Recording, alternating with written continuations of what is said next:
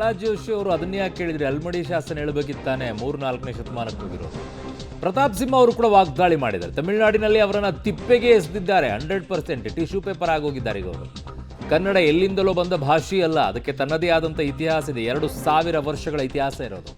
ಸಂಸ್ಕೃತ ಮರಾಠಿ ಪದಗಳು ಕನ್ನಡದೊಳಗೆ ಸೇರಿಕೊಂಡಿವೆ. ಮೈಸೂರಿನಲ್ಲಿ ಮಾಜಿ ಸಂಸದ ಪ್ರತಾಪ್ ಸಿಂಹ ಈ ಹೇಳಿಕೆಯನ್ನ ಕೊಟ್ಟಿದ್ದಾರೆ. ತಮಿಳುನಾಡಿನಲ್ಲಿ ಕಮಲ್ ಹಾಸನ್ ತಿರಸ್ಕಾರವನ್ನ ಮಾಡಿದ್ದಾರೆ ಅವರನ್ನ. ತಮಿಳುನಾಡಿನಲ್ಲಿ ಅವರಿಗೆ ಬೆಲೆ ಇಲ್ಲ, ಕಮಲ್ ಹಾಸನ್ ವಿತಂಡವಾದಿ ಅಂತ ತಿರಸ್ಕರಿಸಿದ್ದಾರೆ ಅನ್ನುವಂಥ ಮಾತನ್ನ ಆಡಿದ್ದಾರೆ ಪ್ರತಾಪ್ ಸಿಂಹ ಅವರು. ಅನ್ನೋದು ನಮ್ಮ ಸಂಸ್ಕೃತಿಯ ಭಾಗವಾಗಿದೆ. ಕನ್ನಡಕ್ಕೆ 8 ಜ್ಞಾನಪೀಠ ಪ್ರಶಸ್ತಿಗಳು ಬಂದಿದ್ದಾವೆ, 2 ಸರಸ್ವತಿ ಸಮ್ಮಾನ ಬಂದಿದ್ದಾವೆ, ಅಸಂಖ್ಯಾತ ಕನ್ನಡ ಕೇಂದ್ರ ಸಾಹಿತ್ಯ ಅಕಾಡೆಮಿ ಅವಾರ್ಡ್ಗಳು ಬಂದಿದ್ದಾವೆ. ಅದ್ಭುತವಾದ ಸಿನಿಮಾಗಳನ್ನು ಬಹಳಷ್ಟು ವರ್ಷಗಳಿಂದ ನಾವು ಕೊಟ್ಕೊಂಡು ಬಂದಿದ್ದೀವಿ.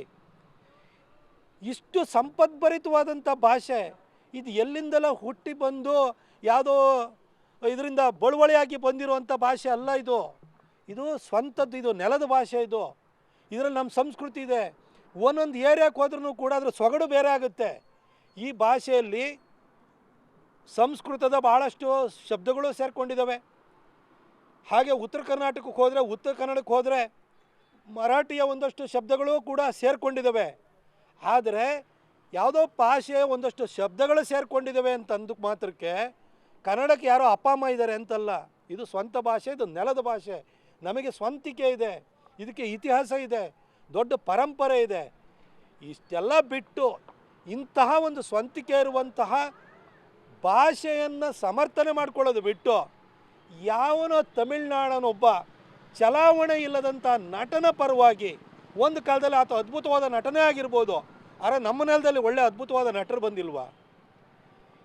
ಇಂಥ ಒಂದು ಹಿನ್ನೆಲೆಯನ್ನು ಇಟ್ಕೊಂಡು ಕೂಡ ಆ ಕಮಲ್ ಹಾಸನ್ನ ಸಮರ್ಥನೆ ಮಾಡಲಿಕ್ಕೆ ನಮ್ಮ ನಟ ನಟಿಯರು ಹೇಳಿಕೆಯನ್ನು ಕೊಡ್ತಾರೆ ಅಂದರೆ ನಿಮ್ಮ ಬೌದ್ಧಿಕ ದಿವಾಳಿತನವನ್ನು ತೋರುತ್ತೆ. ನೀವು ಬರೀ ಸಿನಿಮಾ ಮಾಡಿದರೆ ಹೊರತು ಕನ್ನಡದ ಹಿನ್ನೆಲೆನೇ ತಿಳ್ಕೊಳ್ಳಿಲ್ಲ ಅಂತ ನನಗನ್ನಿಸುತ್ತೆ. ಇಂಥ ಒಂದು ಸಂಪದ್ಭರಿತವಾದಂಥ ಭಾಷೆಗೆ ಅವನು ಯಾರೋ ಅಪ್ಪ ಅಮ್ಮನ ಹುಡ್ಕಕ್ಕೆ ಹೋದಂಥ ವ್ಯಕ್ತಿಯನ್ನು ನೀವು ಸಮರ್ಥನೆ ಮಾಡ್ತಿರಲ್ಲ, ನಿಮಗೆ ನಾಚಿಕೆ ಪಟ್ಕೊಳ್ಬೇಕು ನೀವೆಲ್ಲ.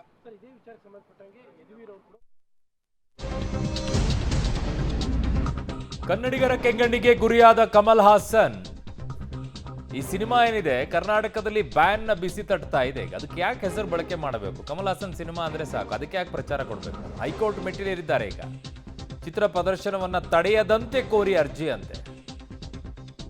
ಸಿನಿಮಾ ಪ್ರದರ್ಶನಕ್ಕೆ ಸೂಕ್ತ ಭದ್ರತೆಯನ್ನ ಸೂಚಿಸುವಂತೆ ಕೋರಿ. ಯಾರು ಪ್ರದರ್ಶನ ಮಾಡ್ತಾರೆ?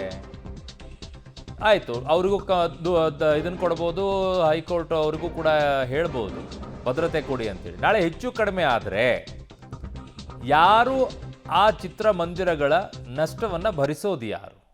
ಕಮಲ್ ಹಾಸನ್ ಬಂದು ಭರಿಸ್ತಾರ, ಇಲ್ಲ ಅವ್ರ ಚಿತ್ರ ಬಂದು ಭರಿಸುತ್ತಾ?